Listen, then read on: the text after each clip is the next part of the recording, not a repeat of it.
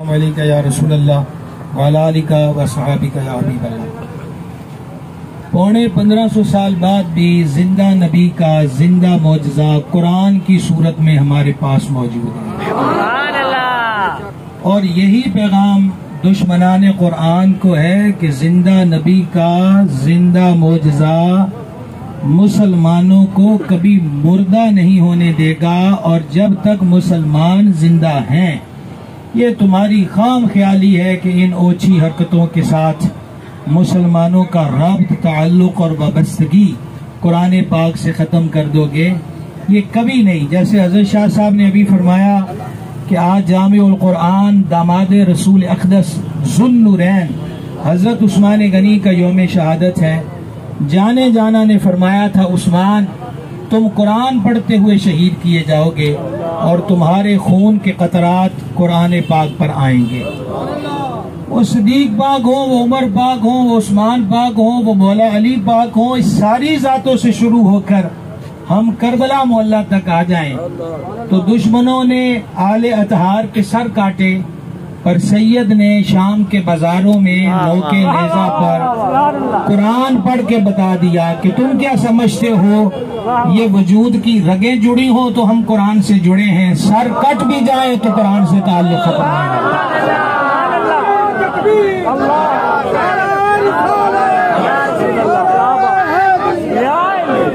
دوسری بات آج جمعے پہ بھی میں نے عرض کیا، یہ بات یاد رکھ لیں، آج جو بھی ہمارے دوست، احباب، بزرگ، بھائی، اہلیان ڈچکوٹ، مختلف شعبہ زندگی سے وابستہ مختلف جماعتوں سے جڑے ہوئے لوگ جو آئے ہیں، میرے سمیت یہ ہم سب پر اللہ رسول کا احسان ہے کہ ہمیں 2 قدم چلنے کی توفیق ملی، وگرنہ رہ گئی حفاظت۔ تو جب ہم نہیں تھے قرآن تب بھی تھا، اور جب ہم نہیں ہوں گے قرآن تب بھی ہوگا۔ ایک صحابی پاک نے عرض کی، آقا میں نے خیمہ لگایا تو رات زمین سے سورہ ملک کی آواز آئی۔ آقا علیہ السلام نے فرمایا وہاں قبر ہوگی اور قبر والا سورہ ملک کا عاشق ہوگا، اس لیے وہ قبر میں بھی سورہ ملک کی تلاوت کر رہا ہے۔ ان بے وقوفوں کو کیا خبر ہے کہ قبر کی کوٹھڑیوں میں بھی مسلمان کا رشتہ قرآن سے ختم نہیں ہوتا، ابھی تو ہم زندہ ماحول میں زندہ ہیں، الحمدللہ۔ دوسری چیز یہ ہے، بڑی مختصر بات، حضرت شاہ صاحب نے بڑی تفصیلی باتیں آپ حضرات کے سامنے رکھی ہیں، مختصر وقت کے اندر میں یہ عرض کرنا چاہتا ہوں، روز اول سے ہی مخالفت شروع ہوئی اسلام، قرآن اور صاحب قرآن کی، اور آج تک جاری ہے۔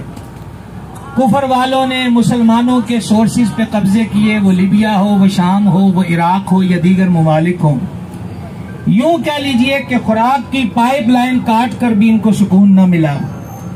پھر فلسطین کے اندر اب تک خون کی ندیاں جاری ہیں، کشمیر میں ہندو جنونیوں نے آلیان کشمیر کو ابھی تک یرغمال بنایا ہوا ہے، یہ ظلم و ستم بھی انہوں نے کر کے دیکھ لیے، لیبیا، شام، عراق کھنڈرات بنا دیے بمبارمنٹ کر کے، اس کے بعد بھی اتنا کچھ کر کے کبھی کارٹون بنائے، یہی سڑکیں تھی، یہی میں اور آپ تھے کہ کبھی کارٹونوں کے خلاف نکلے، اور ابھی ماضی قریب میں ہم ہندوستان میں بی جے پی کی ایک فاحشہ عورت جس نے ٹی وی چینل پر مصطفیٰ جان رحمت علیہ السلام کی توہین کی تھی، ہم اس کے خلاف بھی نکلے۔ عرض یہ کرنا چاہتا ہوں، قرآن جلانے کے واقعات امریکہ میں بھی ہوئے، اس سے پہلے بھی ہوئے، اور ابھی یہ سویڈن میں ہے۔ ثابت ہوا کہ ہمیں گرا کر، مار کر، ہم سے نوالے چھین کر، ہمیں یرغمال بنانے کی لاکھ کوششیں کر کے بھی یہ ہمیں ہرا نہیں سکے۔ اس کی زندہ مثال یہی ہے کہ اور کوئی چارہ نہیں لگیا تو قرآن کو نظر آتش کر دیا۔ یہی تو مہربان نے نزول قرآن کے وقت بتا دیا تھا کہ ہن ورکیاں دیاں گلاں نہیں، ہن ورکیاں دیاں گلاں نہیں کہ کوئی ادھروں سجے کھبے کر دے گا، ہن کے محبوب دی واری ہے، آخری نبی ہے، آخری کتاب ہے، آخری امت ہے، نازل بھی ہم نے کیا ہے، حفاظت بھی ہم فرمائے۔ اور یہی بات ہے کہ چھوٹے چھوٹے بچوں کے 12 سال کے بچے، ان کے سینوں میں قرآن ہے، وجہ اللہ نے قرآن کی حفاظت کا ذمہ اپنے ذمہ کرم پر لیا ہے۔ بات کو اختتام کی طرف لائیں، پاکستان سطح پر، پاکستان کی پارلیمنٹ میں कल जो करारदादें मंजूर की गई हम उनकी तायीद भी करते हैं। कोई भी दौरे हुकूमत हुआ हमें तो हुजूर से गर्ज है, जेड़ा मालका वास्ते बोल पे असी भी उन्होंने दुआ दिने आ। समझ आई ना, जेड़ा मालका वास्ते मुंह में चने पा के बह जे साडा उहदे नाल की ताल्लुक है। उन्हें जाना उन्हें माना, न रखा गैर से काम, लिल्लाहिल हम्द में दुनिया से मुसलमान गया। दूसरी बात यह है कि हुकूमत से एक सदर का इजाफा हम इस रैली में करते हैं। एहतजाज करना तो हम फकीरों का काम है, हुक्मरानों का काम तो आंखों में आंखें डाल के बात करना। लिहाजा एहतजाज वो हम फकीरों ने कर लिया और करते रहेंगे। आप मंच पर बैठे हैं, आंख में आंख डालकर बात कीजिए। आप थोड़ी सी हिम्मत कीजिए, ये मुस्लिम उम्मत बड़ी गयूर है। अगर एक नुक्ता समझ सकें और दाएं बाएं वालों को बोलने का मौका भी फराहम करूं, कुफर की कमजोरी दो चीजें हैं, एक माल एक जिंदगी। दोबारा सुनना, कज़ा न कीजिएगा। कुफर की दो कमजोरियां हैं, एक माल एक जिंदगी। एक माल एक जिंदगी, ना वो फकर सह सकते हैं ना वो मरना पसंद कर सकते हैं। मैं कुर्बान मालिक की अता पर कि महबूब की उम्मत से ये दो डर ही खत्म कर दिए। ना फकर का अंदेशा और रह गई मौत, तो कहा ये मौत नहीं ये जिंदगी है, ये शहादत है जो मरने के बाद भी बंदे को मरने नहीं देती। समझ गया? अल्हम्दुलिल्लाह।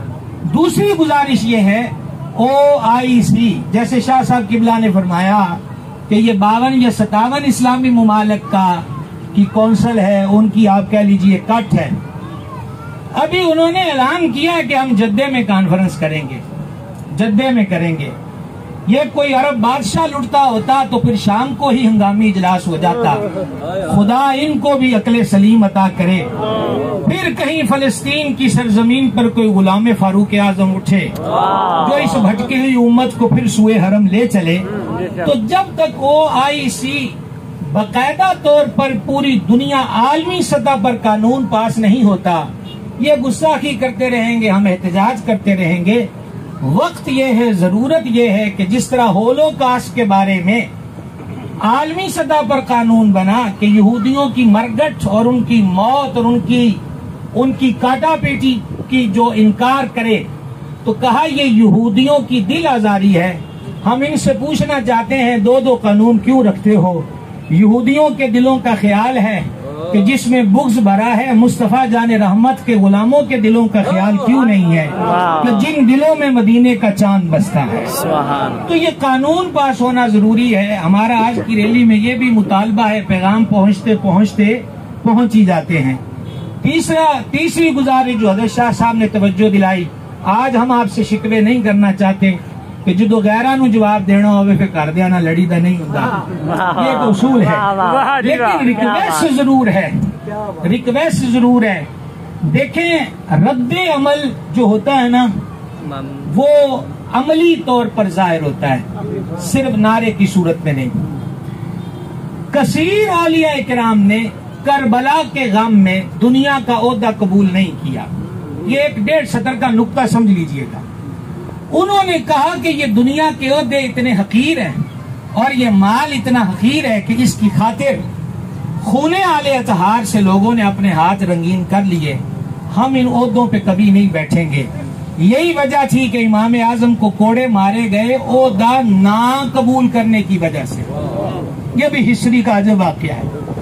तो रद्दे अमल हमें भी तो देना चाहिए। कुरान की गुस्ताखी पर हमें गम है, दुख है, दर्द है, कलक है। तो जो शाह साहब ने बात फरमाई उसी का इरादा करना चाहता हूँ। आओ इरादा करें कि आज से हमारे घर तिलावत कुरान से गूंजेंगे। क्या करेंगे? तिलावत कुरान से करेंगे इंशाअल्लाह। आवाज कमजोर है आपकी, करेंगे इंशाअल्लाह। दूसरी गुजारिश ये है कि अपने बच्चों को एक एक बच्चा दीन का, कुरान का हाफिज और दीन का आलिम बनाइए। तीसरी गुजारिश ये है कि खुशी हो या गम, कुरान को खत्मों की तरफ ही मुंह ना रखें। शादी हो तो उस पर भी हमारे घरों में महफिल हो कि आज कारी बुलाएंगे जो मुस्तफा जाने रहमत पे नाजिल होने वाले कुरान की तिलावत करेंगे इंशाअल्लाह। मैं डिचकोट शहर और दीगर देहातों से आने वाले تمام علماء کرام ذوی الاحترام کا، جتنے بھی یہاں سیاسی جماعتوں کے حضرات آئے ان کا، جتنے بھی احباب قرب و جوار سے پہنچے ان کا تہہ دل سے شکریہ ادا کرتا ہوں، اور ہم سب مل کے اللہ کا شکر ادا کریں کہ ہمیں یہ 4 قدم چلنے اور 2 لفظ بولنے کی توفیق نصیب ہوئی۔ قرآن زندہ باد، قرآن زندہ باد، قرآن زندہ باد، قرآن زندہ باد، اسلام زندہ باد، اسلام زندہ باد، پاکستان زندہ باد۔